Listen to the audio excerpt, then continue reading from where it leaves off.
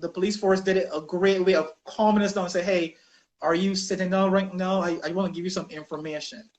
I want you to know that we have no police officer by that name, by that badge number. And it seems that you were basically scammed out of your money.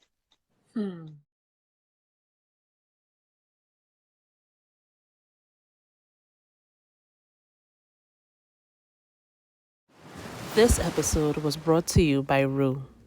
Move through the world without fear. Filter and find your perfect immigration professional. The village party here, right? I think we gonna call this the village vibe party because for the first 15 minutes, that soca music, that vibe had me going. It was really a Friday vibe. So now we are renaming it, call it the village vibe party. Anybody agree with me? The village vibe party, the VVP. The VVP, that's a nice party right there, the VVP. The village vibe party. I love it. Introduce yourself. Tell the persons who you are. Yes, well, my name is Davidson Cox. I'm from originally from the beautiful island of Barbados. Big up all my Bajan Massive, my 246 Massive, come from St. Michael, Black Rock, everywhere, you know what I mean? And all we do it. So therefore, originally here from Barbados. I'm a family man, married for 8 years. Have to, I think, the most beautiful wife. She's half Vincy, half Bajan. So I got 2 Caribbean islands mixed up in one right there. So big up. You like to cake and eat it too. Okay, fine. Yeah. But 2 persons right there. So I got 2 islands mixed up in one right there. Shout out all my Vincy Massive. Love St. Vincent on my second home right there. And then I have 2 wonderful children as well. My daughter, she's the oldest, she's 5 years old. And I have a son, he's 3 years old. And that's my family right there. I'm a media, as you can tell, I'm a talker as well.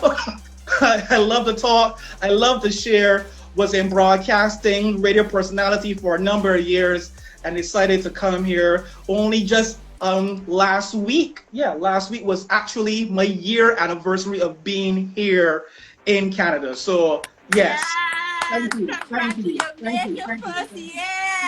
Yeah, I think it's some fire emojis. We both have something to celebrate because this past week I made my 3-year anniversary. This last week you made your 1-year anniversary. So we both have something. May is a good month.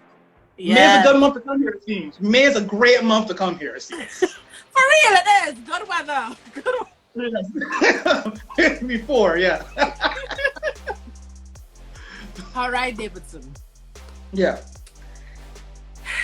The topic today a little heavy. I ain't gonna lie. I feel like the topic today a little heavy.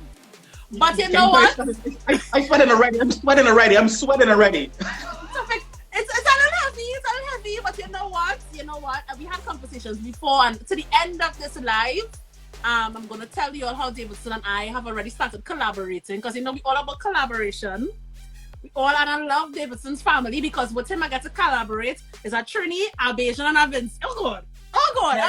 Hold of CARICOM right there. Right, we're knocking up 3 with 1 stone. I mean, come on. Perfect. So, we're going to be getting into your story, right?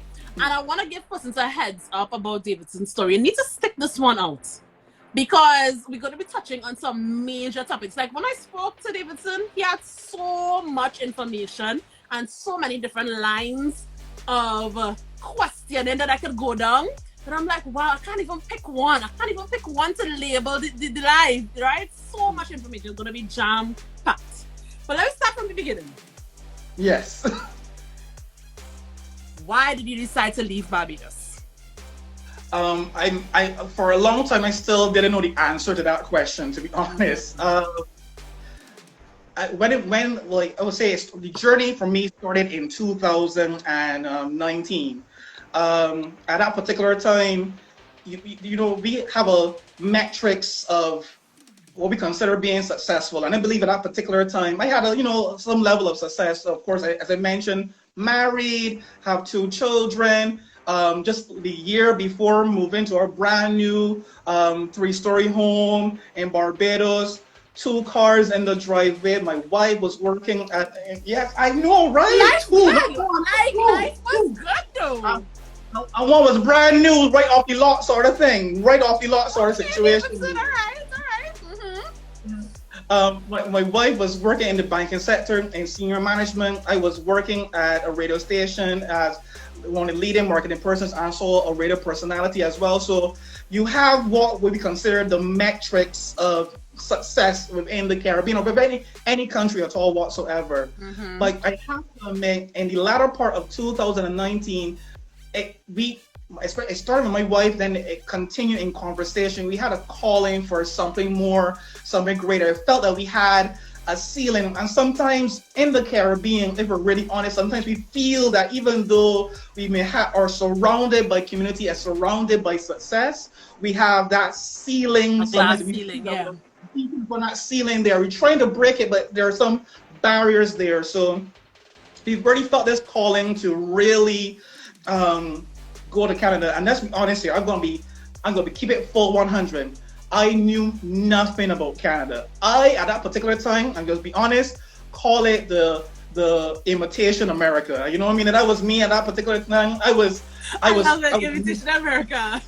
So therefore, I went to Florida, I went to Miami, went to Atlanta, went to Charlotte, different places. Never went to Canada. Never had the desire to go there. Don't have any family here, no friends here, nothing at all whatsoever.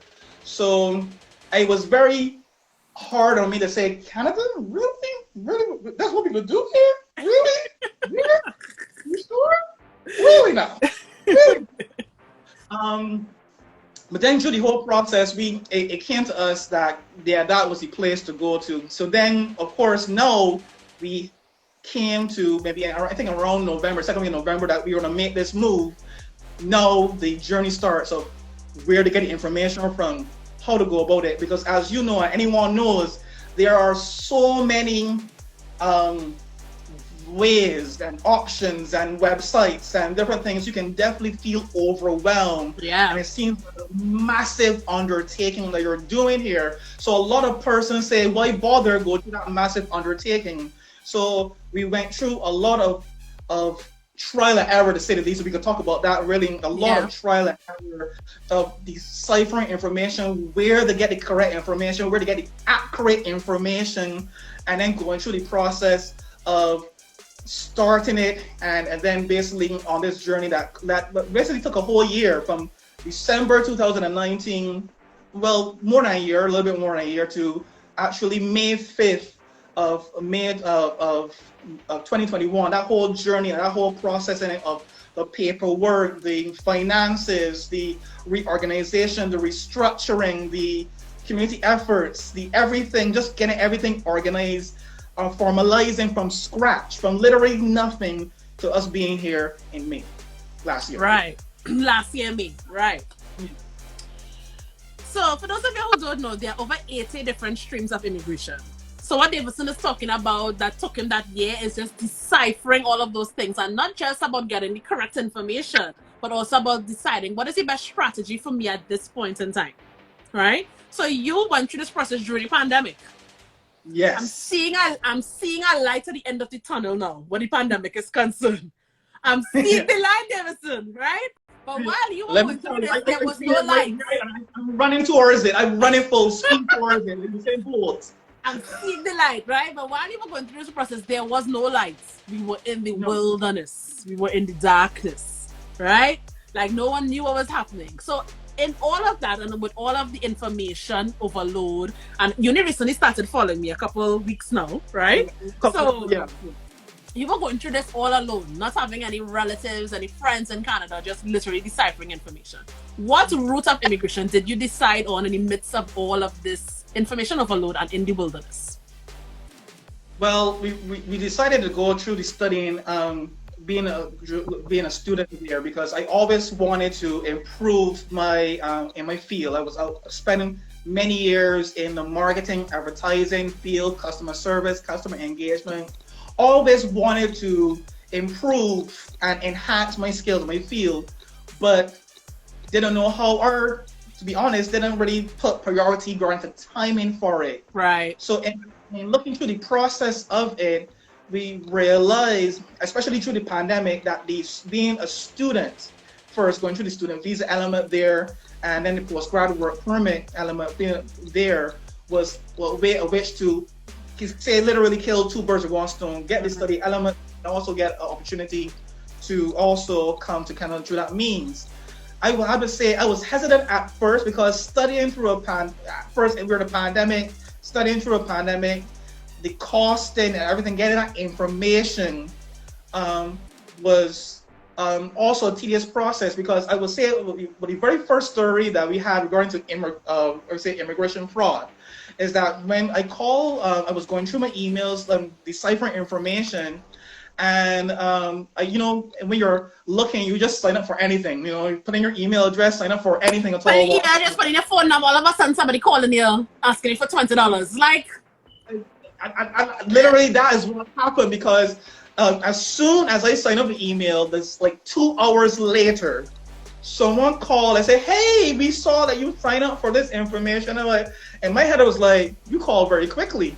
And they were going through the whole process, and it seemed very legitimate, nice, personable, inviting. And then in the end of it, they say, "Hey, we can help with this process. It will cost X amount of money, a high percentage." And it said, "All you need now is just give us your credit card right now, and we can do that process for you right now." At that time, of course, as a good husband, I said, "Well, let me consult my wife first before I just send over $4,000 to a person I just heard just 2 hours ago." And that's when I knew I was experiencing a fraudulent behavior, because that person said, "Hey, no, you can just give us $100, $200 right now, do a down payment right there, and then you don't have to do that right now, and then later we could do a payment plan for it." And that got my antennas up. And I would say in this whole process, during all the journeys that I've been through, making sure that yes, you engage, but also be very cautious of how you decipher information, because persons are out there preying on persons who are desperate, need of information, need of knowledge. That's why having a community like this, a forum like this, where persons can ask questions, find out information, is so important. Because I did not know, but only because it was a high number, I took the time to say, let me call my wife and consult with her, that I realized in the midst of the conversation that it was a fraudulent means. So right, that's what we did. But then we decided to go through the study element, learning what schools to go to, the cost of schools, the procedure of it.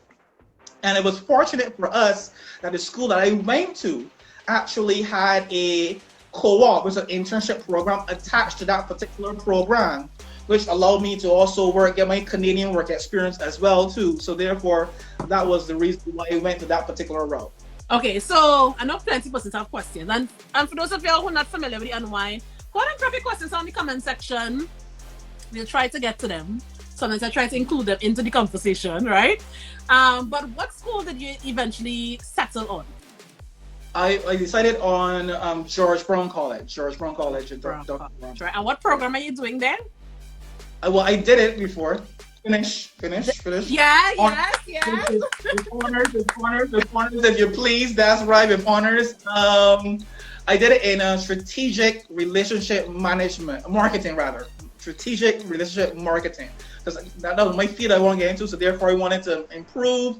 It was a tedious process that imagine working full-time, studying full-time, of course being a full-time dad as well. I can't get away from that, even though I tried no times. They find you. They find you wherever you hide. They find you. And that whole process then was very, very hard and stressful, but I knew the goal was to be, bigger, and the mantra that we was going by was dream bigger. So therefore, I studied for a year from September 2020. Started in September 2020, and finished last year August 20. So this brings me to another question, right? Because you studied during the pandemic, as far as I understand, you had the opportunity to do part of your study in your home country. Yes, I did. How did you take advantage of that? Like, was it a pro? Was it a con? How was that experience?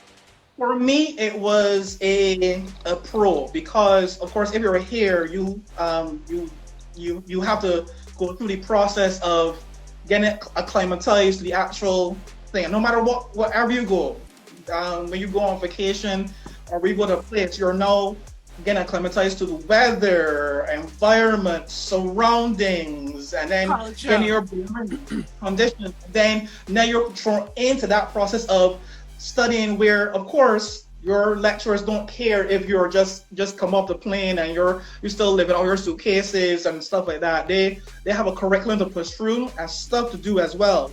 So for me, it was a pro because I was able to, because of technology, able to maneuver for my classes while still working where I was working at a particular time. And you own your own house, so you're in the luxury of your own environment, yeah.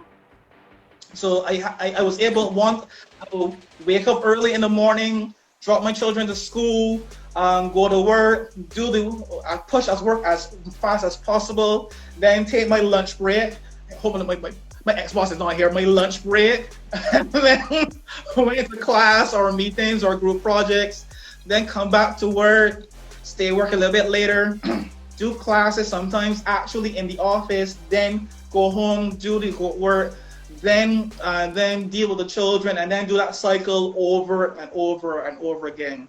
So it was very taxing, and have to make you feel that you're burning the rope on two ends, but the accomplishment of going through that process, ending up on the dean's list, while still able to exceed at my job at a high level, brought a lot of me. And I think that's something for us as immigrants, that we know what it is to really bring out the best, because we know what it is to really work hard, to know what it is to make something out of nothing. Yeah.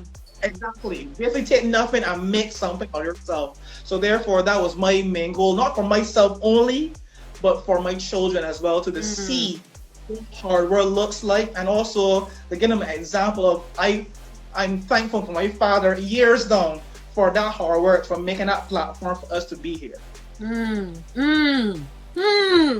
So much things to talk about there, so much things. So I want to backtrack a bit, talking about it from your perspective. But I want to hear your wife's perspective. Even though she's not on the live, I feel like if I need to bring your wife on a separate live. Right now, she just told me I'm spending too much. So therefore, I go, wipe my brow.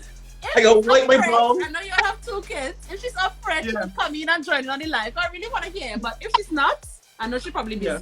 From your perspective, how did she handle this entire journey? Like, was she excited? Was she on board? Did she take some convincing, some baiting? How was she in this whole process?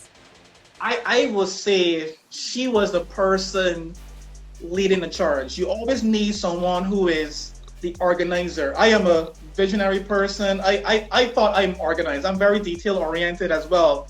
She is extremely detail oriented. She was the person dealing with the consultants and making sure all the paperwork was there, and making sure everything is organized and signed and put in its correct manner, and then dealing with the funding part of it and making sure that we have the funds here, or rearranging our funding, rearranging our budget in Barbados, so therefore that we can show those funds as well later on. Because you need to have a game plan 6-7 months and ahead, just to make sure that those things are done, and to stick to that plan as well too. As you can see here, I'm here. I'm picking up because, hey, Tommy. Yeah, exactly. I love it. She was the person really doing that work, and also keeping the motivation and focus there, because sometimes you can get waned from the whole tedious process, that disheartened a number of times when we actually did the paperwork. Either Malachi, my son, or my daughter, something was going wrong there, so therefore we had to wait for this, and that took some time. So that whole process, she was the person keeping the whole family going and pushing. I was the loudmouth person that was talking the most, but she was the individual. She was actually doing the groundwork. So we worked well as a team.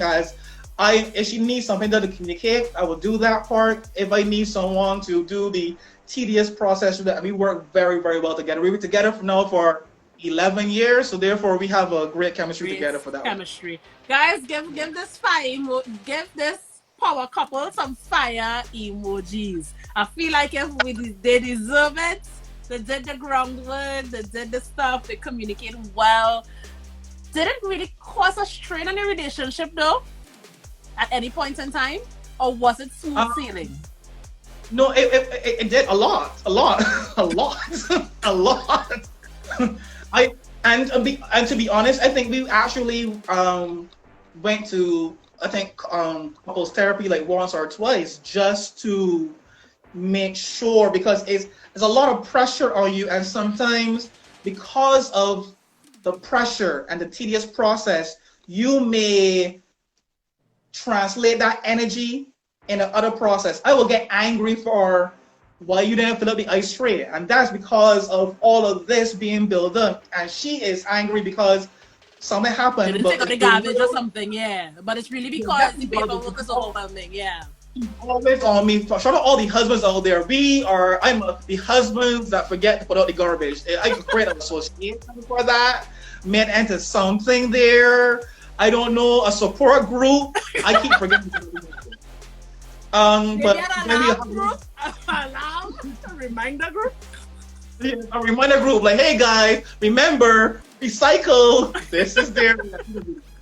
But it was a lot of us, and then I think we had to come a point. Our breaking point was, I would say, November of 2020, when we had a massive argument, a big argument.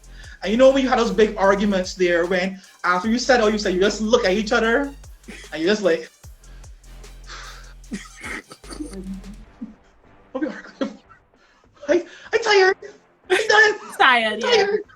I'm done. And we knew why, and then we set ourselves, and then we realized, and we put things in place to mediate those situations. When we saw one person getting stressed out, we took some pressure off that individual, or we created a safe space for them to recharge their particular battery as well. So if it was getting too overwhelmed with the studying and working, she would create a space where I would say, Davidson, you don't have to worry about dropping the children to school today. I will handle that as well. So that's what we did to create those things, even up to the actual day, of course, it's called moving and finding out what to carry and all those things. Creating those moments there where we definitely help each other out. So therefore, having someone, sometimes you don't have that privilege, to be honest. You have a really good marriage dynamic, but that's just not a reality for all persons. No. Unfortunately. No. Unfortunately. No. Actually, my father is we are second generation person who actually migrated to England as well too, and then came back to Barbados. Right. And my grandfather the same thing as well too. So we both, immigration in our whole family is a process of going somewhere, coming back. And for my father and my grandfather, they left their family here, and then and then came back eventually. So therefore, that is a dynamic that's also possible as well, or just be alone as well. I have some friends who I know that are here now, that went through that whole process of doing it alone, and they say it was emotionally burdensome, but they were able to get through it. So to be honest, no matter what state you're in, you are able to get through it. Yeah. If you have that vision that you want to be here, you can get through it.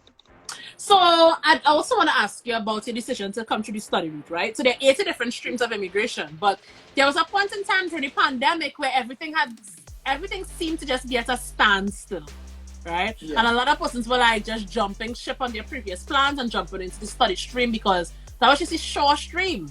It was the most certain one, right? Is it that was the only stream you qualified for? Is it that you qualified for other things, or because of the pandemic you decided that would be the one that was quickest? It was because of the pandemic, because we were trying to do express entry. The first time I ever heard about getting a score, a number, and stuff like that, of course, we had to learn through that whole process. But when we were learning that process, the pandemic hit in March. Right. So everything, as you said, was at a standstill. And even though we knew that we had to go there, we were looking at a way to get there. And again, my wife said, hey, you want to study? There's a process of doing it this way. And then I said, hey, at first, I have to admit, I was like, nah. But that's because we're early in pandemic and we were going anywhere. And the numbers were increasing everywhere else outside the Caribbean first before it started hitting the Caribbean that particular way. So that was the thing. But then after a while in June, again, researching, looking it up, going trial and error, going for what school, applying at schools, got rejected for some schools as well too. In the whole process, we then ended up at George Brown, did the postgraduate in strategic relationship marketing, and that whole started the whole process in that avenue. Yeah, so Sanjay is saying it's opening, Express Entry is opening back up in July. Prep for that time. Yeah. So as I say, we're to the end of the tunnel. So guys, if before you had qualified for many different things, you probably had a consultation years ago, and you just want to reassess, now is a good time to reassess your options, because options are opening back up. We're seeing the light at the end of the tunnel. Finally, a little tear won't come on my eye, a little cheek right there. Finally, we're gonna have some more options, people. Finally. Yeah. All right. So, I just want to mention as well, you used a consultant. Yes, I did. And you were successful in getting your study books approved. Yeah, the consultant person was able to, help us maneuver through the whole process, and make sure our paperwork was there. Right. And then made it a little bit, not a little bit easier, a lot easier regarding to the whole process of doing it, because there's certain information that you will not keep readily in your mind in applying. And of course, how the website is created is very... The information is there, but you just have to use some Gorilla Glue to glue some information together. And know where you're going, and you're doing like a puzzle in the air, like. But the information is there though. If you go to Canada.ca, guys, I promise you, all of the information is there. But you may need some help like matching them up. Yeah. It was like a robust cube in a way of deciphering what information goes where, when, how, why you needed this, get that birth certificate, get that passport, the passport picture was incorrect, that whole back and forth. So having someone that you can trust to help you through that process, saying, hey, can you send back this information? Can you send back this? We need this more updated. We need this particular thing as well too. Is always helpful. So you had a great experience. Yes, not great experience, no issues at all whatsoever. So then everybody in the life now is like, but I thought this life was labeled. I experienced immigration fraud. I mean, I know you had incidents with the call, but guys, stay tuned. It's coming. It's got. There are two more. There's a part 2 to the story. That we're gonna get it, right? So, Davidson, now it's time to land. How was the experience of actually boarding the plane with your family, leaving from Barbados? So you had never been to Canada before at this point. Yeah, never. So you landing fresh. How was that experience? We imagine 2 young children who at that particular time never went on an airplane before, 8 to 9 suitcases. Ooh. Man, I started to scratch around. As soon as my back started regaining that same memory of me pushing those suitcases. And then what was even worse or better, what's it worse? We had a connecting flight. So it was not a direct flight.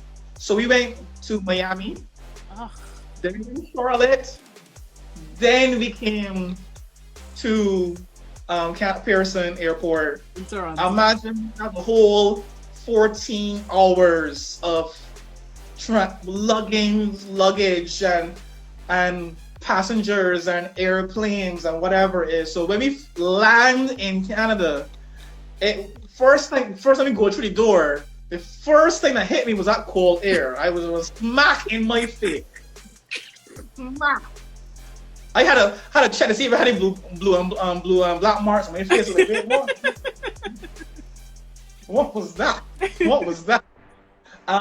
So the weather there, and of course we were coming in the pandemic. So therefore, the whole showing your quarantine plan and staying at those hotels and not leaving those hotels and going through the self isolation test. And Isolation. At that particular time, we were not vaccinated.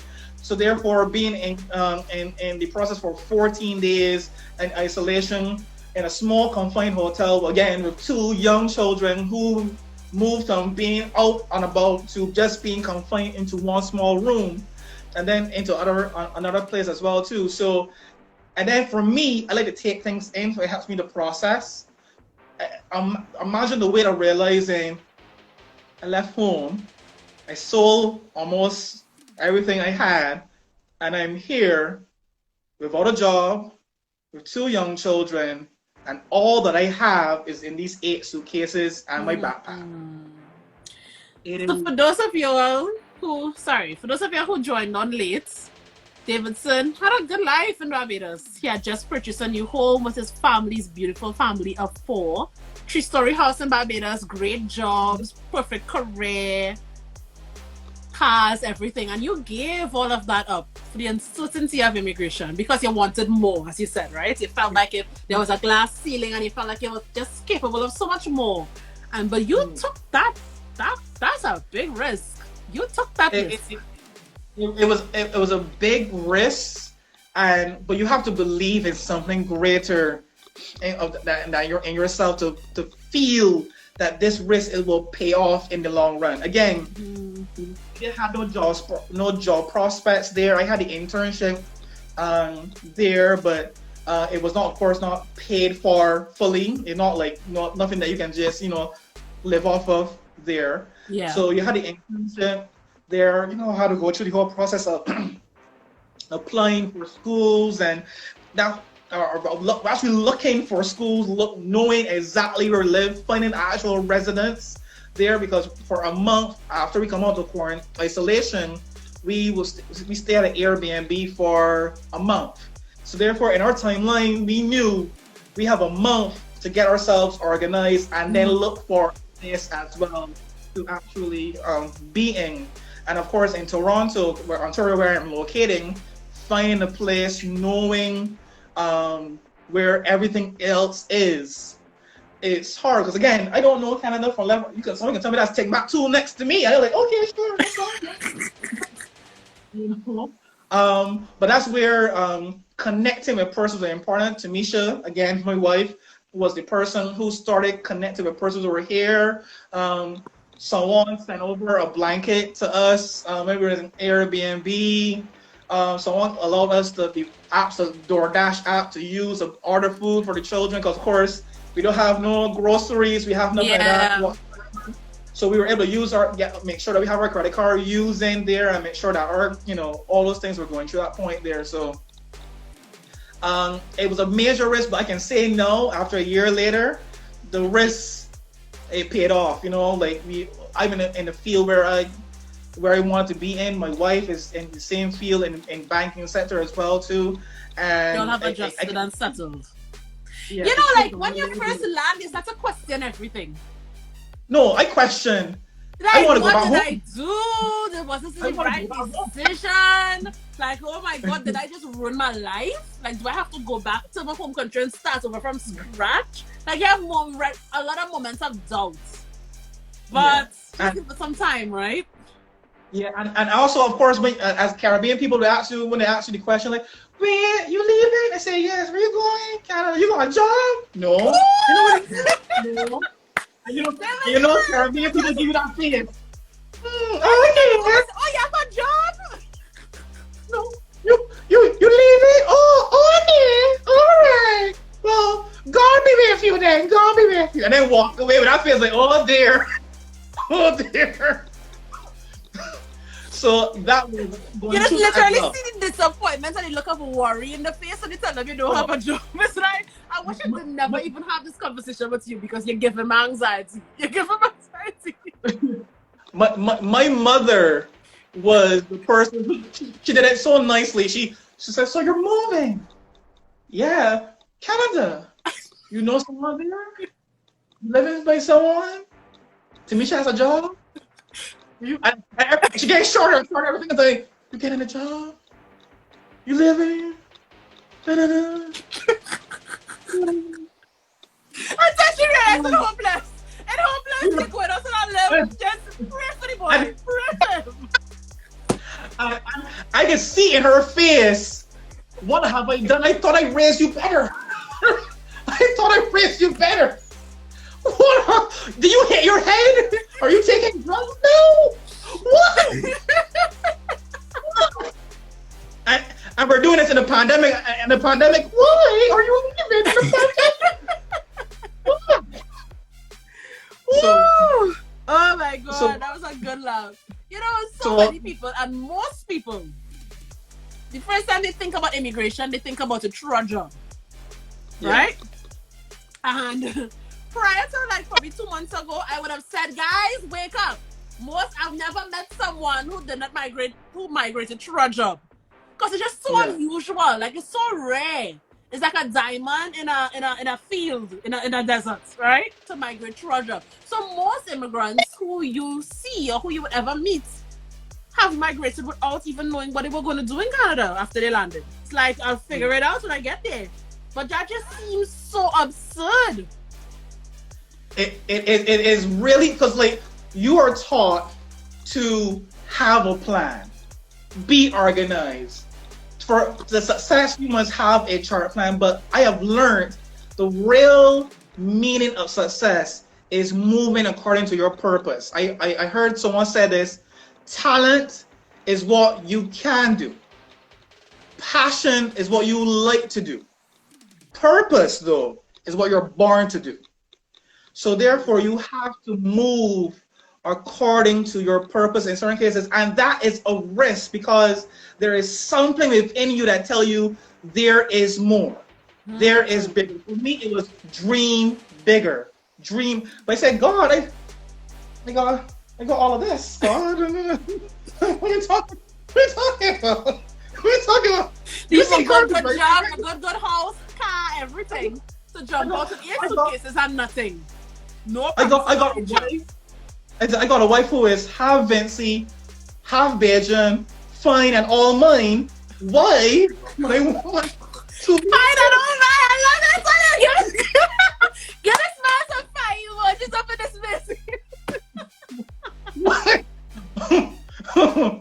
But it's knowing that it's more and to trust that process and trust that desire in you because you know what it takes. I think every person knows what it takes to be successful. Are you willing to put in the hard work, the late night, to cry those tears? Because I can tell you, in the process of looking for work, I cried. Big man, bushy beard, crying because I didn't feel or I didn't feel that these jobs understood my worth, or I didn't feel worthy after being rejected. I told everyone before I got the job I'm working in right now, I applied to over 484 jobs and got 25 interviews, which means over 450 emails I received saying, sorry, no, rejected. Yeah. That must have done something to your ego. Yeah. That hurt my ego, that hurt my perception, that brought down my total personality all the way down to its basic level. But what kept me going on is knowing there has to be more. I cannot be just here just out of what I like to do or my passion to do. There has to be a purpose. Again, that word purpose for me being here. So I had one morning, I remember this one morning, this thing that I applied for this job and I didn't get it. And I said, done with this. done, over, done, sick and tired. And I went underneath my sheets, and my wife said, she was working at a particular time, like, what are you doing? I'm sleeping for the whole day. I don't want any to disturb me. Leave me alone. And then I saw an email from a recruiter, and they said, hey, you can apply for this job. I said, I'm not going to apply for any more jobs anymore. I'm done with this. And then they call me and say, hey, did you see my email? I just called you. And I had to make a decision again to say, okay, shake that off. Let's go this whole process again. Applying, interview prep, coaching, the whole process again until every rejection, every no email, every interview where I did not hear back from a person again, that was a stepping stone toward the job I have right now. So I just saw it worked out for me as well. So with this whole job, and again, oh my God, guys, we already 1 hour into the interview. I feel like if it's not even possible to say we're going to conclude this in the next hour, because we have a lot to talk about. Oh my. Yeah. We have so much to talk about, Davidson. He has a wealth of information, guys. And we haven't even scratched the surface of the things that he has been through and the information that he has to share with you all. Not to mention the collaboration that we have already started in the background, right? So, woo! What's your first job in your field, or what's the survival job? Did you go the route of taking a job in Walmart, or taking a job that you didn't really like? Or did you go the route of sticking it out until you got that dream job? I went through the avenue of sticking to it, because I applied at different places. I applied at UPS, different places there, customer service. But here's the funny thing, even when I was applying for those jobs, I wasn't getting them. And that, I think those were the hard points for me, when even for a job that I said, well, look, it's that you're underqualified for, that you should get easily. You still wasn't getting easily. Why not me? I mean, even but I remember one instance, I applied for this job, went to the interview, went to the second round interview, and they said, hey, congratulations, you got a job, you're going to start training from next week. And I was happy, but then when I put down the phone, I was like, I'm not sure. I felt like this is not it. This is not it. And they were happy. The pay was good. Hey, Kelly's here. If you don't already, you definitely need to head over to Instagram and follow me at Kelly's Travels for live tapings of the podcast and much more. See you there. Or mobility and stuff like that. But some part of me say no. And I felt like an idiot, a total fool, texting that email and say, hey, unfortunately, I won't be able to. He turned down a job. Wow. Because I felt that at that particular point in time, I do not want, because I'm one of those persons that if I am in any field, I'm putting my 110% in. Yeah. And part of me felt like, if I do this, I will miss out on the opportunity to get what my purpose is. Again, that word again, my purpose for job. Davidson, come. And there's a real competition here. My purpose is to pay my bills, Dan. My purpose is to make sure my bills paid. So is it that you had a buffer, or is it that you was really operating in faith here in this move? I would say I was operating in faith. No, my wife was working at that particular time. So imagine, rent, groceries, childcare. I was taking anything. I was scrubbing toilets. I was going fence. We operated on one page, and as a man, you're taught to be the provider, the caregiver. So when I was consulting her, I told her, what I was thinking. She looked at me and said, Davidson, if you feel it, I'm 110% with you. Let me get some fire emojis for Tommy. Yeah. My husband, Davidson. I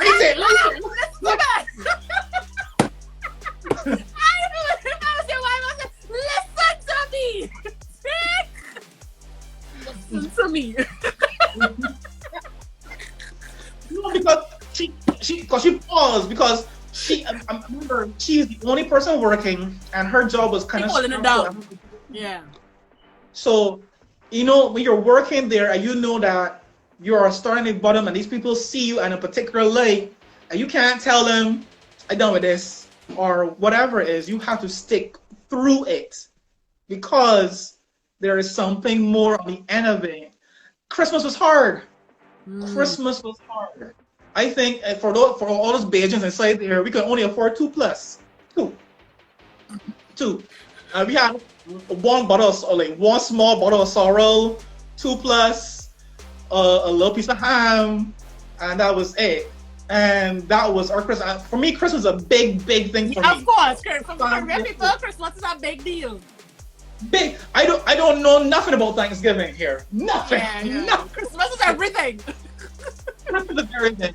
So therefore, it was very quiet, but we made it work because that was it. And she was the encouraging person because a number of times she would see me on my phone, on Instagram. She would come to me like, honey, what are you doing? I said, are you applying for jobs yet? Did you? I feel like yes, guys. We need to invite back Tammy and unwind because I need to hear her perspective. And I need to hear how. Yeah. I need to hear what kind of prayer she is saying tonight to get you that kind of result. Like I need to know. We need woman to woman thing. Woman to woman. She needs to share her secrets here. Make up Tammy.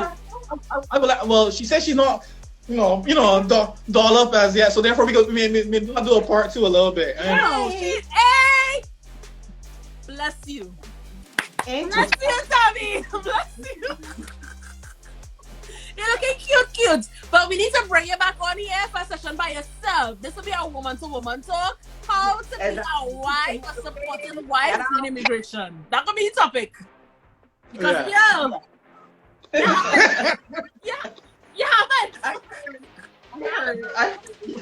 Right now, I'm feeling to top up Davidson for you. But you have it. You have it, girl. Bless you. Bless you, yeah. All right. So Davidson, after you denied that job, what happened next? Well, what happened next was it was a snowball of some stuff again going into the immigration fraud process. Remember, we're tight on funds, tight on money generally. Okay. So we're gonna go into the meat and potatoes here, right? Yeah. So we're talking about immigration fraud. And for a lot of people, they think, okay, immigration fraud, those people like we call on the phone asking if you $20, then $2,000, then $10,000, right? But there's other elements of immigration fraud that persons aren't really privy to. And I really wanted the opportunity for us to discuss what happened to you in detail, because I feel like if a lot of persons fall into this trap, not just you alone, and many people don't talk about it because they're ashamed, right? Yeah. But I will tell you, from doing settlement services, every single one of my clients have called me about this particular situation, and to the point that I even included it in my ebook, right? In bold caption. I feel like some people still miss it. So tell us what happened to you. Tell us what happened to your family concerning immigration fraud. So I'm gonna paint the story as it was a Saturday. I was going to Yorkdale Mall to pick up something. It was early in the morning. Before that though, because of course we have numbers here, our Canadian numbers here. Not a lot of people call us via that particular number. It's either recruiters. It's mostly at that particular time recruiters or people that we know. We knew the number and we saved the number.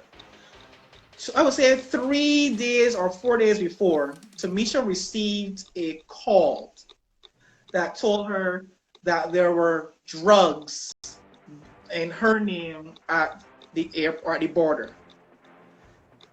But what happened is when she was saying what, the call dropped.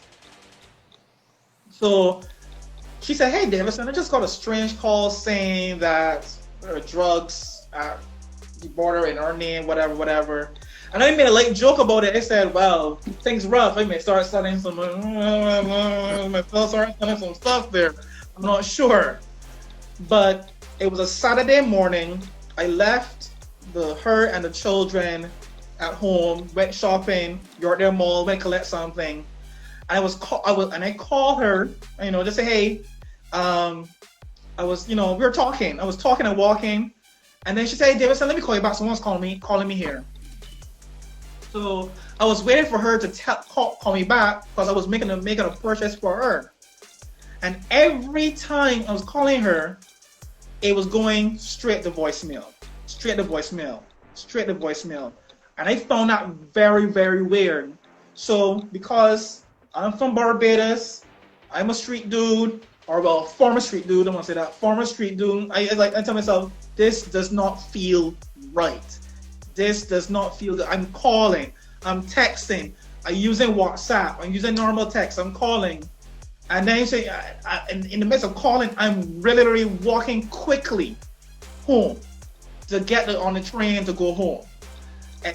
And now I'm getting angry because I'm like, why you ain't calling you back? I'm getting pissed. They're like, why you ain't calling you back? Who you talking to? Who you talking to? Whatever. When I get home, and I barge through the door. Barge through the door saying, looking for my wife. I realize no one is home. My wife is gone. My children are gone. That is when I started to really panic.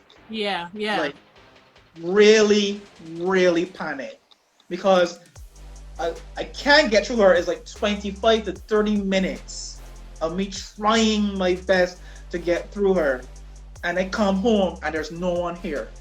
The light is on. It looked like this person left in a rush. Mm-hmm. Now, the anxiety is creeping in. We have no one here. It's not like at home we're gonna call her mother or call my neighbor. No, it's nobody. Neighbor, nothing like that. So we had a good friend that lived in the next condo building. I said, have you heard from Tamisha? She said, no. You try calling her. Not getting through as well too. Call me back. I am nervous. I am panting. I don't know what to do. Should I call the police? Should I call the police? Not call the police. I called Tamisha's mother on WhatsApp. She have not heard her since. Already same time I am going out of my mind because my wife is gone, my children are gone, and we are in a foreign country. Nowhere. Nothing at all. At a point in time, I'm praying as well hard. I'm literally looking up this guy saying, God, can you help me here?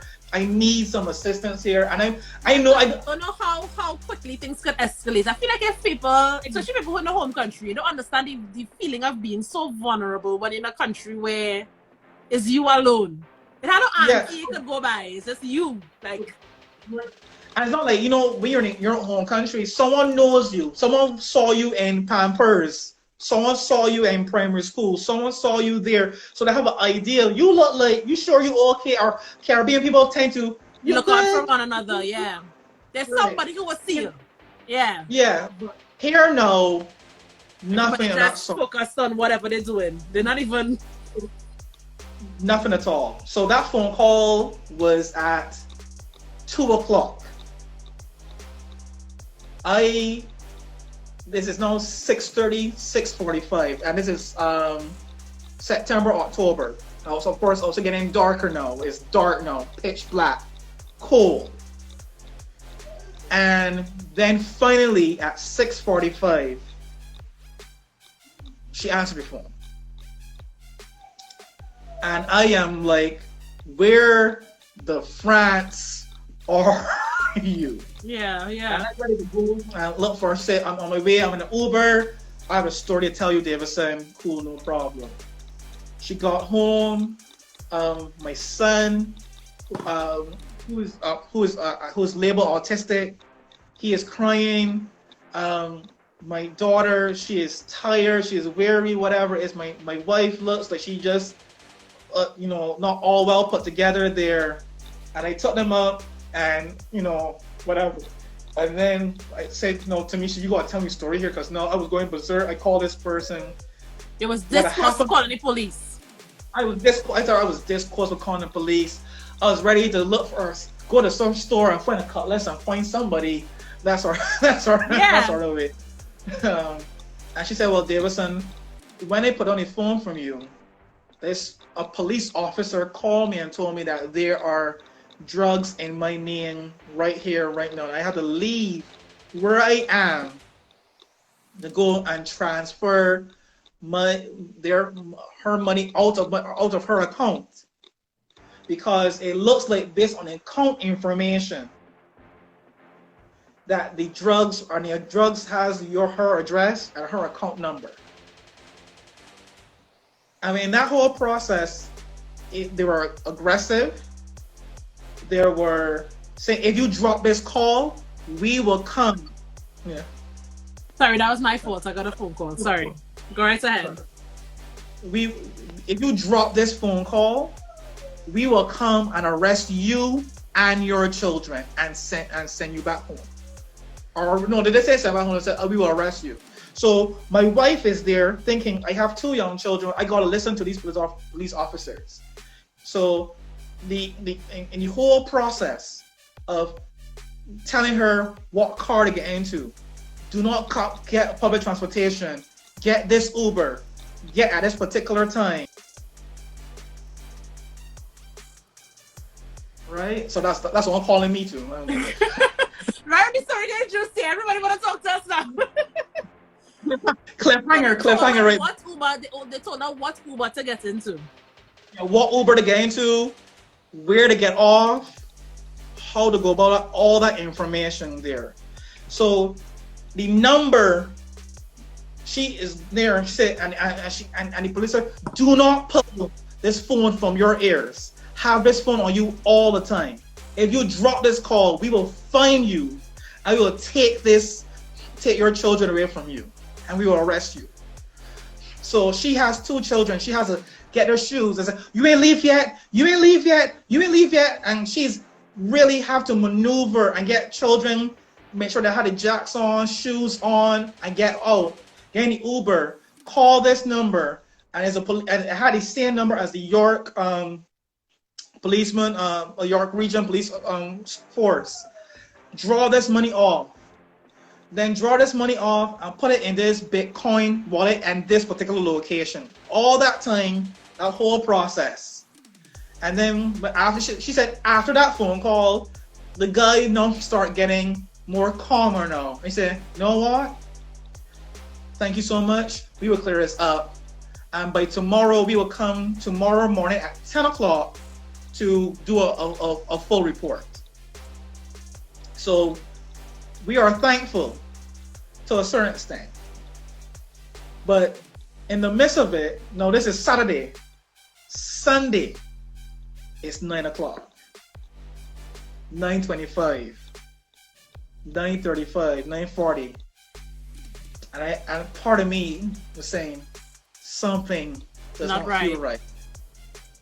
Then at 10:05, I said, where the police? She said, I don't know. So then I called the police force and I can't remember the actual thing, the number. And we called the number that they called from.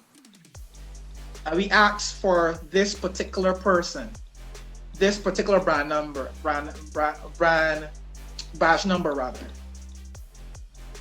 They put us on hold, and that was the longest 2 minutes of my life. And when it came back on, they confirmed what it was. And they did it, I have to admit, the police force did it a great way of calming us down and say, hey, are you sitting down right now? I want to give you some information. I want you to know that we have no police officer by that name, by that badge number. And it seems that you were basically scammed out of your money. And that was heartbreaking because that was, at that time, again, one person working, that was around $2,000 that they took from. $2,000 Canadian dollars. 2,000 Canadian dollars. That's 2,000 rent. Canadian. That's food. Right. That's rent and That's food. right. That's food. That is daycare service for a month. That is you especially when you're no starting off, every single cent Counts. Yeah. And we were gutted, heartbroken. My wife is sobbing, my children saying what is happening are disturbed as well. And we are there as much, and I have to get, again, the police force, they put us on the line with the anti-scammer information there, and they took our information. Then they asked the question that I thought would give us hope. Is there a way to get back this money if you give all the information? And the detective that said, I'm gonna be honest with you, because they put it in a Bitcoin wallet, this is untraceable. It's highly unlikely it's going to happen. And a whole range of emotions came to me. Depression, hopelessness, anger, feeling being made a fool there. And for me, not being there to protect my family was the most heartbreaking. I still, up to this day, beat myself over as saying, if I was here, possibly that would have changed something. Yeah, because there would have been someone to conversate with, someone to have this bouncy idea off of, someone to give the opportunity, like, listen, someone writes. Yes. So that was an element there that we had to live through. So imagine, in that particular account, had $0.01. Literally, it was 0.01. And that they took everything from that particular account. And that was all the money that we had at that particular account, which was needed for, school and different things like that. And I had to go through, again, I can understand why a lot of people will not share this information, because you don't ever believe that a highly intelligent person they are convincing will go through that. Like, now, so, listen, let me just take an intermission here. Yeah. I feel like we all need to catch our breath a little bit. Woo! So I saw some persons on the comments saying that they have gotten calls like this, right? And I myself get a call like this at least once a week. But now I'm like really used to it. I remember the first time I got this call, I was really worried. And the person that calls me was like, this is immigration calling. And you have like these unsettled stuff. And I feel like if they target persons with new numbers more, because they know that you're probably new to Canada. And aren't aware of the schemes and scams that come through phone calls, right? I've even heard of persons getting calls from like taxation, right? Or like someone calling saying that you bounced their vehicle and they have it on video, and you need to like pay them money if you don't want them to carry it to the police. Like, these scams have such a wide range. They're very convincing. I would even recommend that if you get a call and it's something automated or someone's talking to somebody you never quite understand, hang up. Just hang up. Just hang up the phone. Do not even entertain the conversation, because I feel like if once you get roped into it, you can't go back. There's no going back. Correct. That has nothing to do with intelligence. Your wife is highly educated. It's just a lack of understanding of scamish ways. Yeah. And I after that, I went into a deep dive into how the scam world works. And what you mentioned is very important, because they have a system of, these are persons are built in other countries such as India, different Asia, and different countries like that, and the Middle East as well. Prey on new numbers. They know highly that you're here for a longer period of time. They check the length of time that you're there, and they have a script that they give persons and train persons what to say, how to say it. Furthermore, there are apps in which they can disguise the number to make the number perceive as wherever you're coming from. Because sometimes you get a call, even sometimes you get a call looking like it's from the bank, selling you insurance or something like that. Because there's also identity theft. There's a range of identity theft scams as well, where they really just want your SIN number, right? Exactly. So just hang up the phone if you're not sure, and you go to Google or you go to directory and call back the number and see. for yourself. And even then, because when we check back on the website, I think they sent a website link, everything on the website mirrored to the police officer's website. But in doing a deep dive, we're going to scam and identity theft. Some advice I would give is that you have to look consciously at everything, because remember, you have to look at spelling, punctuation. They may start a sentence incorrectly. The sentence is not flowing. They may have a number, or the number is attached to a location or apartment. Then you research it on Google Maps, it's not matching up. There are some discrepancies. All of these things are not things you would do if someone is telling you that they're going to come and arrest you. These are things you would easily overlook. Yeah, but that leads to one thing I will say about this regarding to any immigration scam, because usually ones that they use for us regarding to you got drugs, you taxation. For any immigrant on the line right now, know this one fact: you deserve to be here, and you have the same rights as any individual who was either born here or here during whatever means not possible. You have a right to be here. So therefore, if anything occurs, you have the right for a due process, like any individual there. You have the right to question authority, like any individual here. You have the right to get counsel, legal counsel, like any individual here. Don't let anyone, I'm passionate about this, anyone tell you that you don't deserve to be here. You put in the work to be here.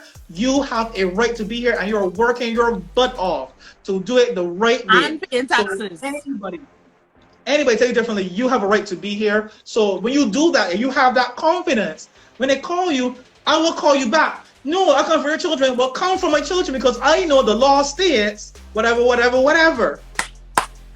Yes. So once you do that, whatever it is, taxation, you have due process. And if they don't send an information notification, then no one just can't come into your house and take and arrest you. No. Take your money and take whatever it is a due. Even for going to renting, we know that there's a due process. Going to even increase in rent, you just can't just raise your rent on me. You gonna tell me, give me notifications, all those sort of things. But because we are here and we are told by our older generations, stay underneath the radar. Stay humble, keep your head down. Keep your head down. No, I can walk around proudly, go and get on bad nasty for bad customer service, because I deserve the same service that anybody else have here.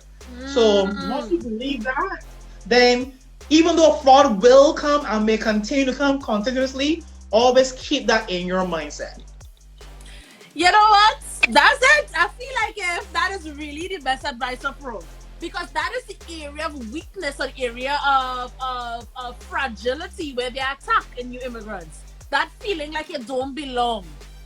That feeling like if somehow it's not right for me to be here. They prey on that. They tap into that feeling that somehow you don't really belong here and you deserve less than. And we can do whatever we want to you because you deserve less than. That is the feeling that they tap into. So I feel like if and I guess I'm emojis. If that wasn't a sermon, I don't know what is. If that wasn't a word, I don't know what is.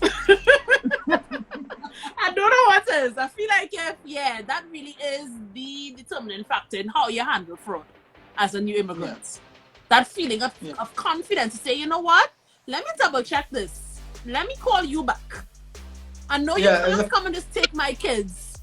Like that, you can't do that. And even then, like I would say, a story attaching to value and worth. As I mentioned before, my son is label autistic. He is nonverbal as well. So the difficulty in interaction, and he's not seen as, will be seen as quote unquote normal to many persons. And there's a level of difficulty there. When we're looking for a daycare for him, we were up front. We say, hey, we're looking for a daycare, but our son, he's diagnosed as being autistic. And many times they were, hey, thank you so much. We sent your information there, and didn't call back. And then we found a daycare who said, okay, we will keep him for a month period there, see how it works and whatever it is. And cool. Then we got a phone call 2 days afterwards. Hey, it's working okay, but is it possible that can you pick up your child at 3? I'm like, why? Because, well, it's quite difficult and stuff like that and whatever it is. And you know, normally we don't want him to cause a disturbance. So even though the daycare closes at 5, they want you to come pick him up at 3. And for me, that was difficult because I have to. You're working. Because that's the reason why you need daycare, because you're not available at 3. You're not available at 3.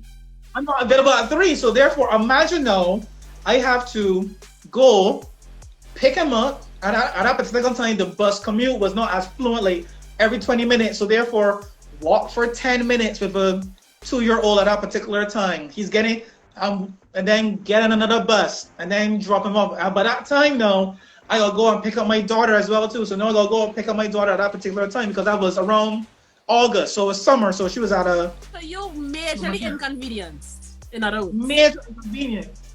Until we come to realization, wait a minute. I know my son. I know my child. He's not a disturbance. You are looking for an easy way, and you're not asking back for the less money for it. You're exactly, because you pay the same amount of money as if you was to pick him up at 6 o'clock. Oh boy, I would have been up in them people in the face. I would have been up in the face. I saw one time I picked up my son at 3, and he coming on quietly, and another parent came, and this child is rolling on the ground, and my son is looking at him like, "What are you doing, bro? What are you doing?" It's really about standing up for yourself, in other words. Yeah. So we went afterwards. They call us back. I think a time back and say, "Hey, we are able to maneuver. If you want to extend," I said, "No, I'm good. No. We found someone else who has no problem with our child, whatever." And the one thing I would also, because that's something that we discuss further on, and maybe in a later on, there are resources that you have as a parent who have special needs child that the government gives you, even as an immigrant. You don't have to have no status, whatever it is.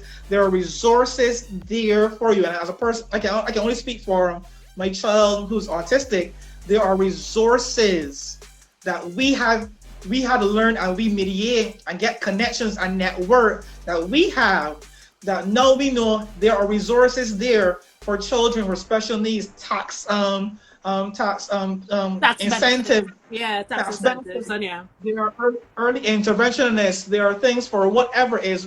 So for now, starting from picking up my child at 3, no, he has at a daycare where an early interventionist comes there to work with him one-on-one.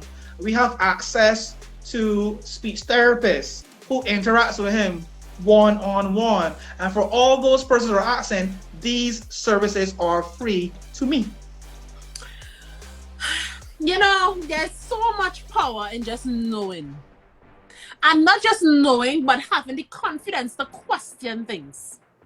Yeah. And I feel like if that's why I always preach about not being humble. Because Caribbean people born with humble pie. We born with humble pie for days. We have humble pie in storage on it. Each one of us have a humble pie storage unit, right? That's true. You have a humble pie storage unit, right? So there's power in just being confident and being bold and telling people no. Like, no, that's not acceptable. Yeah, I'm not like even regarding jobs. My wife recently had a job there, and they said, "Well, hey, you got the job. Hey, we need you to sign up right now." She said, "No, I need to talk to my husband. I will check you on Monday." But it pays and whatever. Check you on Monday. So, you wait, yeah. Because you have to wait. You have a right to access those resources, and of course, everyone here is doing it the right way, legitimate way. Of course, you're going through the pro process. So when you land here with all the legitimacy, you work through that process. There's nothing out there. Of course, we know there may be elements of maybe racism there and stuff like that. Those things may play a role as well. But for you as an immigrant, that humbleness, you say, the most important thing that we as Caribbean people have, we are confident in ourselves, are confident in our thing. We need to showcase that to the world, because how I got my job is because of my confidence. I told my, I remember when they were wrapping up the interview, they said, hey, we got to interview other persons. Say, well, you got to interview other persons. The person you're looking for is right here. And they laughed. And they said, because of that one statement, they consider you, they remembered you. You remember me, and them. So that confidence that all Caribbean have of working hard, of knowing the heritage we have of working hard and building something out of nothing, we bring it here. And you have that same legitimacy of doing something even bigger or greater here in Canada as well. Yeah, because it's where confidence and ability, natural ability, meets opportunity. Yes. Meets opportunity. Yeah, in the Caribbean, we know about making something out of nothing. But let's imagine making something out of nothing when you actually have something to work with. Correct. Imagine that. Exactly. Like, yeah. And even you're telling her, like, my wife is great with fear. I mean, she's great with a lot of things, but she married me, but that's else. You just... But she's great at hair. How many persons out there that know how to do hair? Braid hair for forever. And one time she asked, like, how should I charge? She said, I said $120. And then she said, okay, $120. The person said, oh, that's low. That is low. Go check and see how much the competitors charge and then add some tax on top of that. That's how much you should charge. Exactly. Yeah. So now we know, like, hey, you know what I mean? Because you try to play it on him the wrong, stay humble. No. If you want me come to me, it's $107. This amount of money, have the hair, be it washed, whatever. And there are persons out there that are willing to pay for that service. Of course. And there are apps in which you don't even have to do the marketing yourself. There are apps you can go on to that promote your service is based on your location, based on your price, based on your availability. And you can stand there, and that can be another stream of income outside of your normal job as well. Preach it, sir. Preach it. It's all about the confidence, though. To say your price and to say it loudly. And those who can't afford it could work towards it. Yeah, exactly. I love this. Oh my God, let me just give Davidson some fire emojis. I feel like if he has been really transparent, like your incidents with fraud, many people experience this, by the way. Not many people talk about it because they're ashamed. But just through your one experience, I'm sure we prevented a lot of persons on this live. Because a lot of these people who are on this live were seeing comments and they're planning to land within the next 3 months. All right? I am sure you are avoiding so many people from going through the same situation as you. I just want to say thank you so much for being transparent to this story. Thank you so much. Talking about everything with transparency, from the relationship between you and your wife, being in distress during immigration, to even the situation with you and your child who's autistic and finding school and finding childcare. Right? These are conversations that we kind of like to shy away from, but these are conversations that I'm sure persons are learning a lot from. So thank you so much, everybody in the comment section saying thank you. And this is exactly what we want to encourage on season 3 of the Unwind. This is a season of love, gratitude, and sharing within our community for the betterment of all Caribbean people. Right? So Davidson, in conclusion, we trying to go to the end here, even though that's so much. I first want to find out, did you ever get back this money? No. No. But I saw it as a learning experience, and that is why I'm looking to get involved in providing that service for persons to mediate through this whole journey. Because again, I went into extensive dive. It was like a burning thing of knowing exactly the scamming information, knowing exactly what it is. So therefore, I can see it from a miles away. And if my information or my access of the whole of everything else, because there are other things, of course, going to budgeting and strategy and information and coaching for jobs and stuff like that. I've been through that. I've helped number of persons as well. This one specifically of knowing what it takes, and then also building the confidence of persons and breaking those mindsets is something that I think, even though that $2,000 and that $2,000 could have gone a long way. It hurts. I think I become a better person, not just for myself, but for other individuals who want to tap into this network, meaning myself, and connection here. I can give them a holistic 360-degree look at the whole process there and answer a whole range of questions as being a husband, of being a person who knows how to mediate through the public school system, how to mediate, have a child with special needs, the logistics stuff there that we gloss over. That's it originally. The budgeting, and then also as well to find other streams of income here in which you can also rely on, because you don't realize the talents that you have that people in your home country may say, hey, nothing, or don't people that Zion, you know how much money I'll pay for when I braid my hair? Exactly. People are going to charge. People charge $280. I saw it. Go ahead and look it up. $100 like, yo, these skills that we have back in the Caribbean that think, oh, that's small thing. You come in here and you can make a whole living.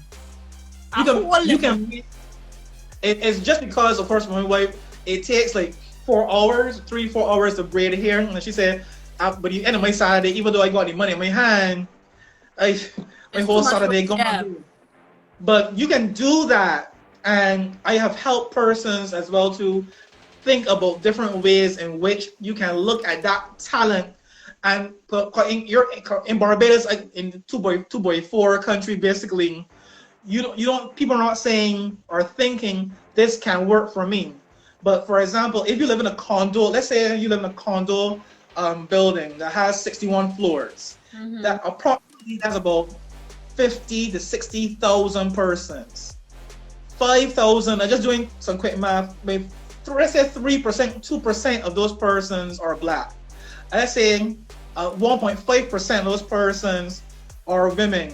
0.5% of those persons want their hair braided. 0.5 out of 50,000 persons, it may be 10,000 persons or so. And then how much persons will appreciate just you being in that building charging $280.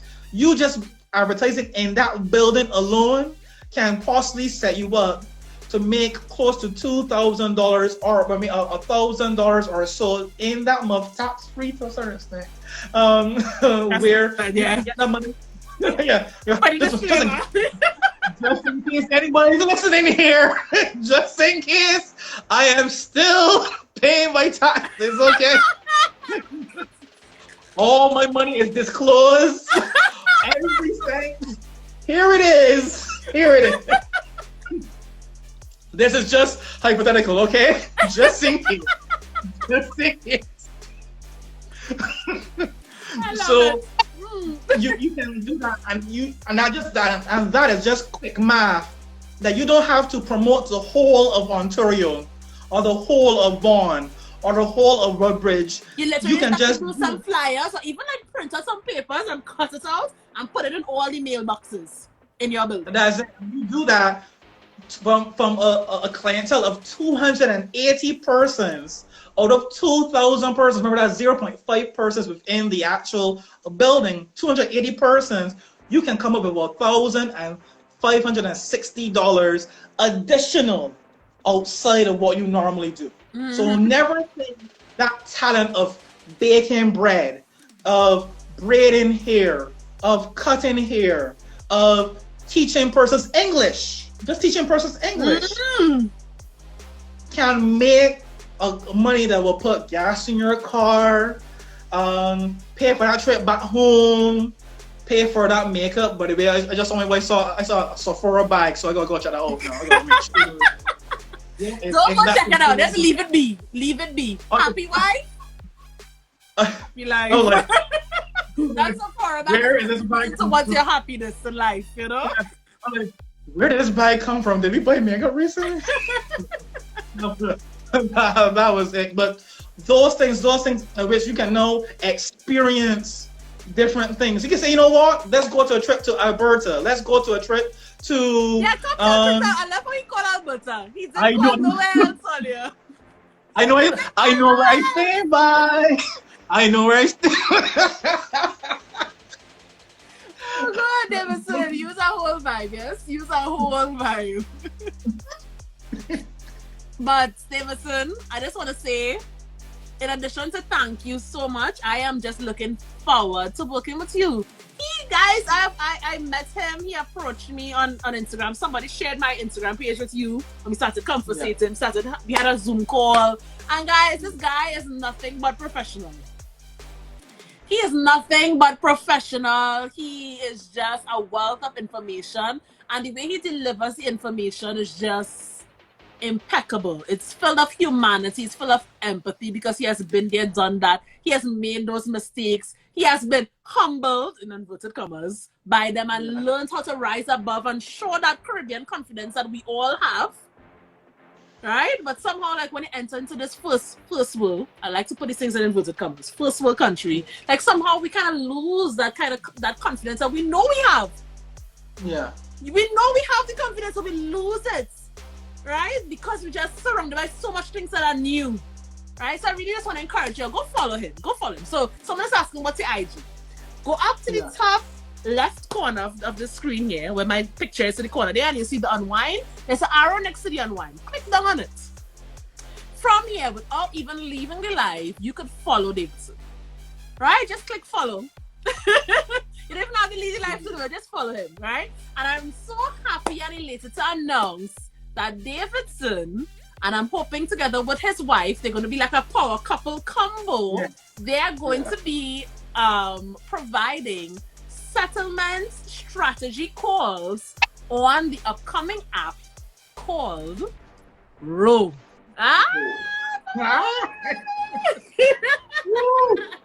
Right, so guys, on the 29th of May, Row is going to be launching. Davidson is in the process of setting up his account on there. So y'all will be able to actually go onto Row. And if you want to find a Bajan with a real life experience in settling in Ontario, you can definitely hit up Row and hit up Davidson. And it's also going to be featured on the budget strategy workshop, which will be on the 29th, which is where the Row app will be launched anyway. And guys, I just want to encourage you as well. This is all about collaboration. I feel like if we need more of this, need more of this in the community. And let me give you your flowers here. My purses are here. Let me just say, you establishing this technology is the same way. I think we should all in the Caribbean should feel the same way that we can go and give Jeff Bezos his flowers for setting up Amazon. I know. Let's give Elise her flowers right now in the chat for establishing Row, which makes it easier. Do you know how easy it will be to say, hey, I want to migrate. Hey, here's an app for that. Here's a situation for that. I have access to all of this information to help you maneuver with authentic, qualified, professional persons to help you through this whole process, targeting with that Caribbean flavor. So I believe that this is just the beginning, and if there are, just in case, I just let everyone know that if there are stocks that need to be done for Row, Davidson is taking up all of them. I'm getting down at the ground level because I believe that this will be a major movement, having that access to technology right there, getting that tech behind that situation there.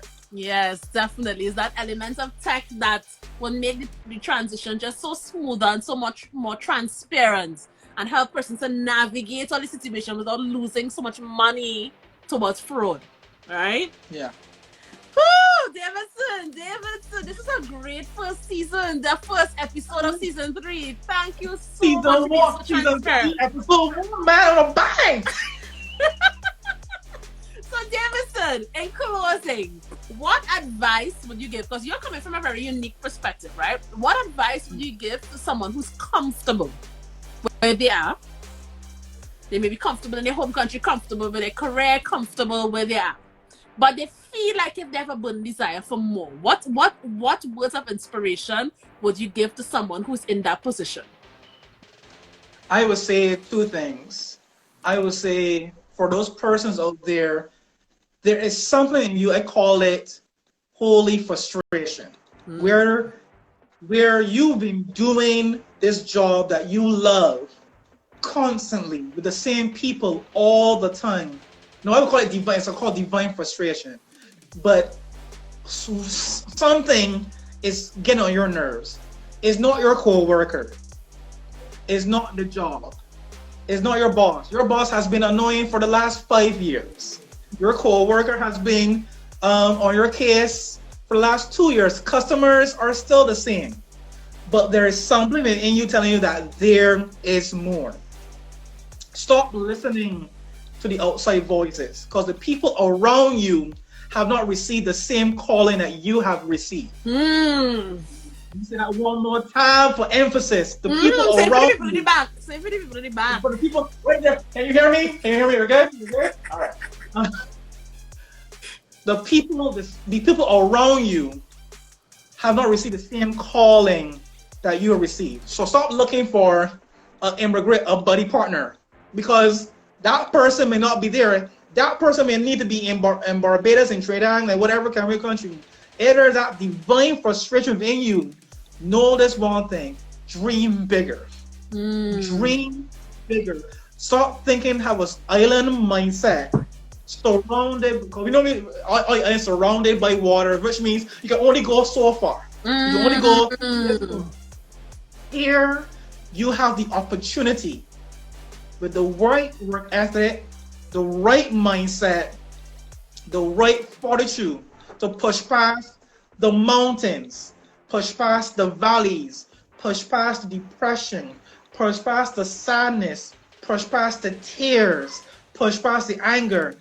There is a point of a season in your life, because I was saying in closing as well, still closing. Sorry, we here for it. We are here for it. Keep going, my brother.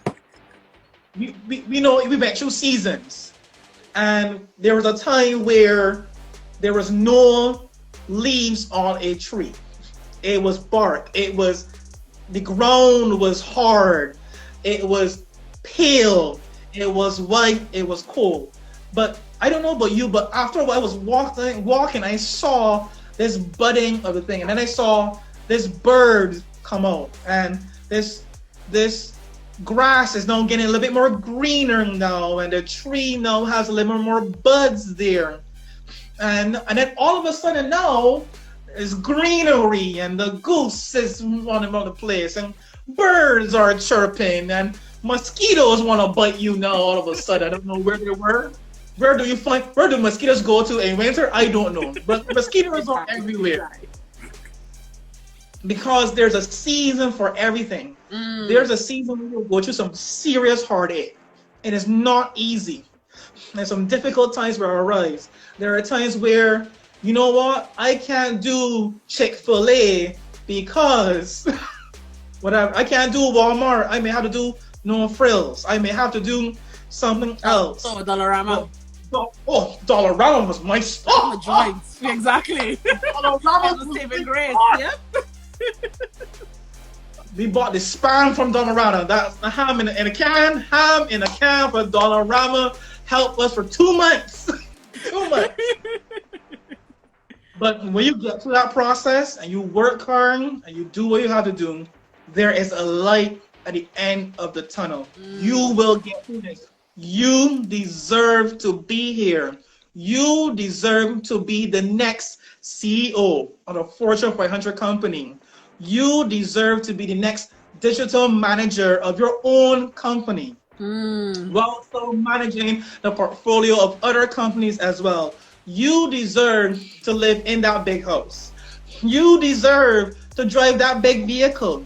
You deserve to go into Louis Vuitton, buy that small bag that costs $1,500 and take it out the store, knowing that you pay full price for it, and then wait for it going on sale. Not that I bought anything but myself, by the way. I still miss an opportunity. And if anybody Want to give me a Louis Vuitton bag? I am here for everything. He's open to receive, yeah. My birthday is in March, but I can still take it right now, by the way. Just take it. But you deserve all the opportunities there. And only one that's stopping it is you.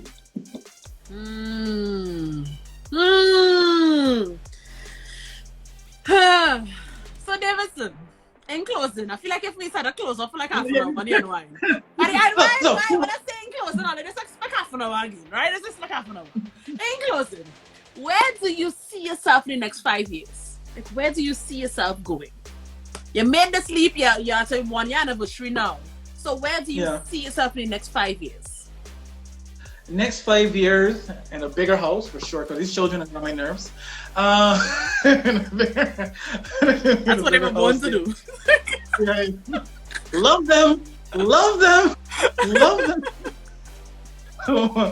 But I see myself, honestly, I'm not just saying it, I see myself being a pioneer in this field. Showing I'm in marketing and I'm in media. So being a pioneer where people see me as a Caribbean person, we have a unique perspective, a worldview perspective. Yep. That is untapped. You know, sorry, Davidson. I just really want to, because yesterday a friend of mine visited me. She's from Kenya. And, you know, I recently went to Kenya. And I was just talking to her because Kenyan people are so in line with Caribbean culture. And I was talking to her about Caribbean people. And I said something that I just triggered something I was telling her. We have such a unique perspective that I don't even think we know. Most Caribbean countries who are colony of so many different European countries.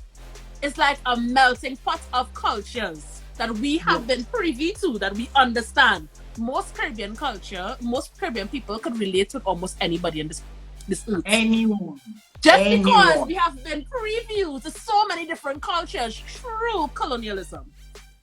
I feel like if we have such a unique perspective that we don't even know how valuable we are in the workforce, especially. Like, what company won't want someone with such a unique perspective on their team? I don't think we understand our words. I don't think we understand the value of our perspective.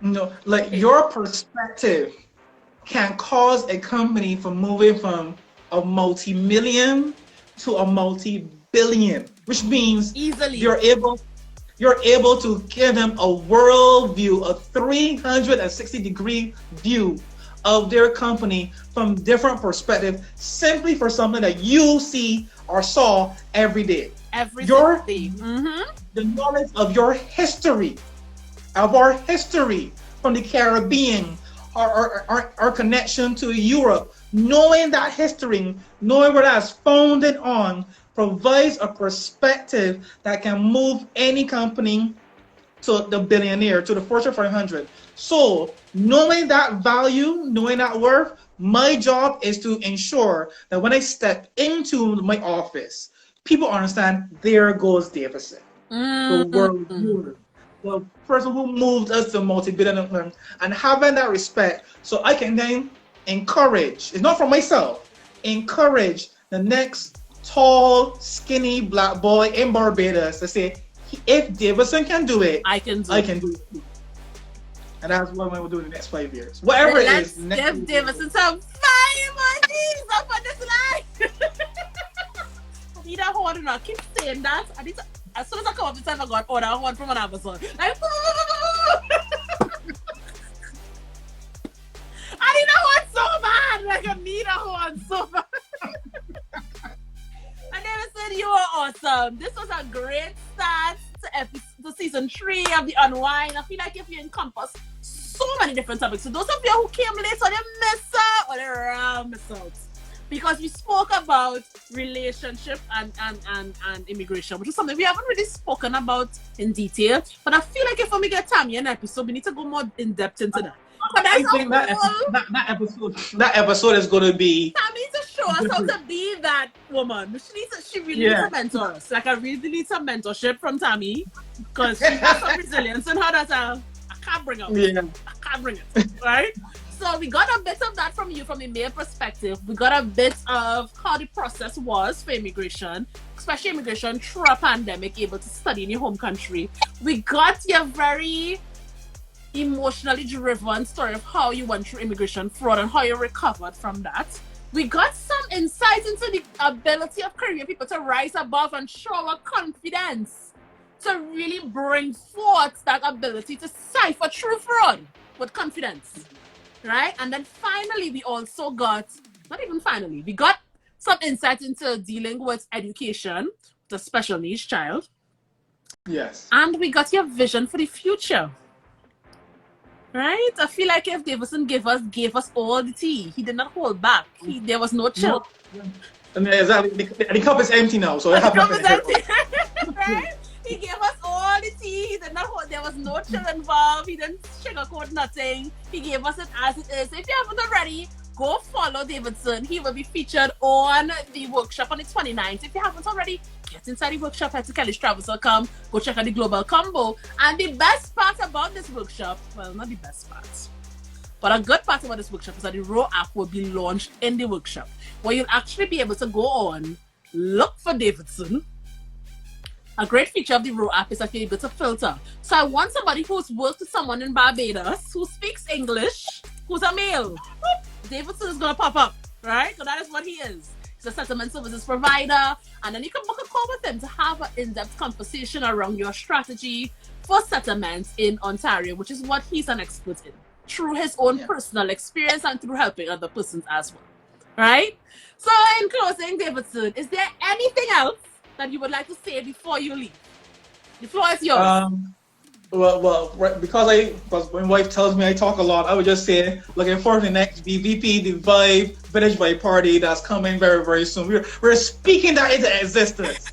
we need some soca here. It's been cold for some time. I need to see Cass, Marshall, maybe lyrics, something. Come on, guys.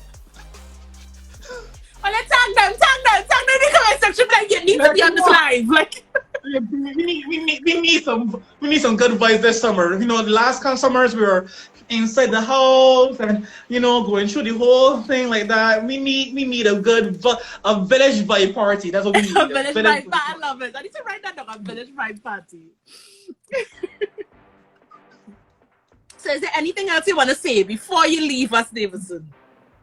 Well, that's it. Just again, just willing to provide any assistance. Again, I would not consider myself a expert, but I know what it takes, and one thing about myself that a lot of you know, that I'm very authentic and able to open and share, because I believe sharing your truth can break a lot of barriers and a lot of perspectives and help a lot of people. And I think a lot of people try their best to have this persona of perfection and having it all together, and then having things together. I am one of those persons. I can be dusted, busted, and disgusted sometimes, and I was that a particular time. So I know how to rise above that, work through the emotional part of it as well too, which is something that we don't talk about, the mental health about it, because I did my studies also in psychology. So how to add verbiage and language to the emotional stuff and the emotional intelligence it takes to also go through immigration is something that Davidson, oh God, we need to wrap up. We need to let's stop encouraging us. It's like so well. It's like a roti. Yeah, just keep going. You mentioned something I just want to touch on really briefly. I think many people think that they are alone. They alone have these negative thoughts. They alone are ungrateful at times in their mind. They alone are jealous. They alone have nasty attitudes, right? But I don't know if you know this, but while I was in Trinidad, I was a polygraph examiner. So 6 years of being a lie detector examiner. One thing that I discovered within those 6 years is, darling, most, if not all, persons have the same challenges that you are going through. They are just really good at masking it. Yes. Right? So give yourself some grace. Let's start there. Give yourself some grace. We are all human. We're just humans trying to human through life, right? Relax. Like, we all have these negative thoughts and negative feelings. Relax. And immigration is a big deal. You're literally picking yourself up from your home country and everything you know to be familiar and safe, and putting yourself into the unknown. That involves a lot of energy. to cross that threshold. You know, a lot of people really beat up on themselves. They look at success stories like yours, and in your whole story, all they're gonna see is, oh, Davidson made it. They're not gonna see when you can't, the awkward conversation you and your wife had after that fraud incident. They're not gonna think about those awkward conversations, those moments of real devastation and fear and risk that sometimes things didn't turn out the way you wanted it to turn out. But 1 year later, you're still here saying, hey, well, you know what? It was worth it. Yeah, right? So I just want to invite persons to see the humanness within immigration, see the humanness, accept the challenges, accept the risk, walk into the unknown, right? Do your due diligence, but just understand that sometimes not everything goes according to plan. Migrating can be a huge headache. For one thing, you have to do tons of research and stay updated on the ever-changing rules of immigration. You also have to avoid scammers and immigration fraud, and even when you are super careful, you can still fall victim to low-quality consultants that would make you wish you had done it yourself. Plus, there's the challenge of knowing exactly which programs you're qualified for and are competitive in, so that you don't aimlessly go spending money on paths that will not lead to success. As a result, immigration research can turn into a full-time job, leaving many people feeling overwhelmed, hopeless, and discouraged. Fortunately, there's a better way. Introducing Row Services, a virtual marketplace where you can filter and find your perfect immigration professional, so you can relax, knowing you left your immigration journey to the experts. With Row Services, we'll ensure the identity of your consultant so you can have the peace of mind of knowing exactly who you are talking to. And now you will also have the ability to message your consultant directly on the platform, and you can filter by price, rating, years of experience, and much more. And we'll also give you access to verified reviews from real people who worked with your consultant. That way you can hear what others are saying before opening your wallet. And because we offer a variety of immigration professionals like immigration consultants, lawyers, education consultants, settlement service providers, career coaches, and language tutors, you'll never have to worry about being stranded in your immigration journey. But perhaps the best thing of all is that we offer the ability to create and privately share your immigration profile with desired professionals on the platform. This means that you don't need to keep repeating the 5 pages of paperwork every time you decide to work with a consultant. Now your consultant will have access to your Row profile long before they get on a call with you. I think we can call this your call the can be village focused on by strategy, party, because not for the paperwork. first 15 minutes... To learn how Row Services can make your immigration journey hassle-free, speak to one of our representatives today by visiting row.services or by messaging us on WhatsApp 1-803-205-8203. Row. Move through the world without fear. Build for immigrants. By immigrants.